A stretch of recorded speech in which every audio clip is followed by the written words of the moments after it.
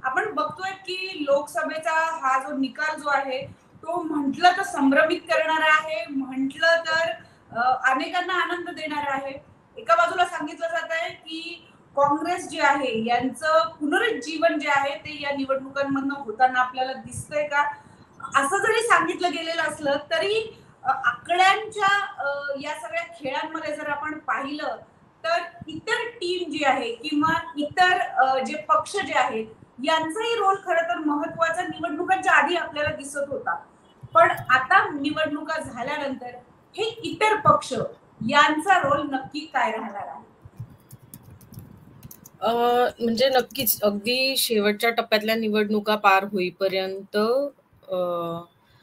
असं वाटत होतं की जिथे जिथे मल्टिपल फॅक्टर्सची फाईट आहे तिथे तिसरी पार्टी जी आहे त्याचा काहीतरी फरक राहील. म्हणजे अकोल्याची जागा असेल की जिथे स्वतः प्रकाश आंबेडकर उमेदवार होते. अमरावतीची जागा असेल जिथे आनंदराज आंबेडकर उमेदवार होते. औरंगाबाद म्हणजे छत्रपती संभाजीनगरची जागा होती की जिथे MIM सारखा थर्ड पार्टीचा उमेदवार होता.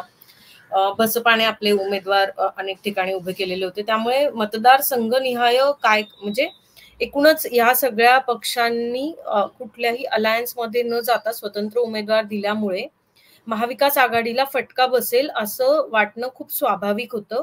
त्याचं सगळ्यात प्रमुख कारण म्हणजे आपण ह्यावेळची जी निवडणूक होती ती दोन प्रमुख प्रादेशिक पक्ष राष्ट्रवादी काँग्रेस आणि शिवसेना या दोघांमध्ये फूट पडल्यानंतर पहिल्यांदाच निवडणूक होत होती. याच्या आधी अशी कुठलीही निवडणूक झालेली नव्हती. त्यामुळे नक्कीच उत्सुकता सो एक जनरल परसेप्शन असं होतं किंवा ते फॅक्ट ही होती की पक्षांची ताकद कमी झालेली आहे. आणि अशा वेळी मतदानाला लोकसभेसारख्या मोठ्या निवडणुकीला सामोरं जाताना सर्व पातळ्यांवर हे पक्ष कसे लढतील त्या म्हणजे या परिस्थितीमध्ये एकूण एक मत महत्वाचं असतं. त्यामुळे नक्कीच असं म्हणजे ही भीती किंवा साशंकता मनात सुरुवातीपासून होती की ह्या लहान पक्षांची भूमिका कशी राहील. विशेषतः वंचित बहुजन आघाडी सारख्या किंवा MIM सारख्या पक्षाच्या बाबतीत हे जास्त बोललं गेलं कारण त्यांच्याकडे एका विशिष्ट समाजाचा जनाधार सर्वाधिक आहे.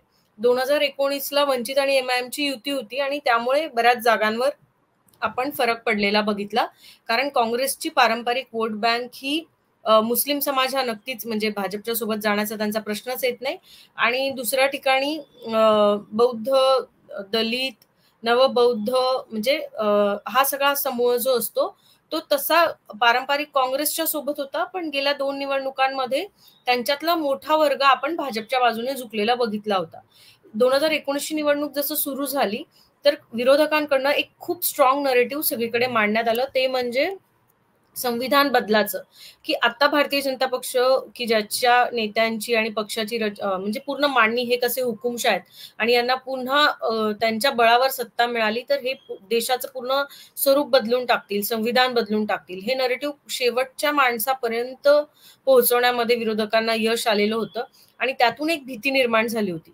त्या भीतीचा परिणाम असा होणार होता की दिसत होतं की पोलरायझेशन नक्कीच होणार आहे. म्हणजे दलित समूहामध्ये पण ती भीती गेल्यामुळे तो ह्यावेळेस भाजपला साथ देणार नाही आणि मुस्लिम समाजाच्या पोलरायझेशनला मला वाटतं की भाजपनेच एक पूरक परिस्थिती निर्माण केलेली होती. त्यामुळे नक्कीच म्हणजे जनरली मतांमध्ये फरक पडल्यानंतर त्यांना बी टीम म्हणतो किंवा विरोधक म्हणजे भाजपच्या जागा निवडून आल्यानंतर विरोधक जसे ईव्हीएमला दोष देतात. आता कालपासून तरी काही तशी चर्चा ऐकायला आलेली नाहीये. तसं मला आणि आताही तसंच झालंय की या पक्षांना तशी मतं न मिळाल्यामुळे ती चर्चा आलेली नाहीये.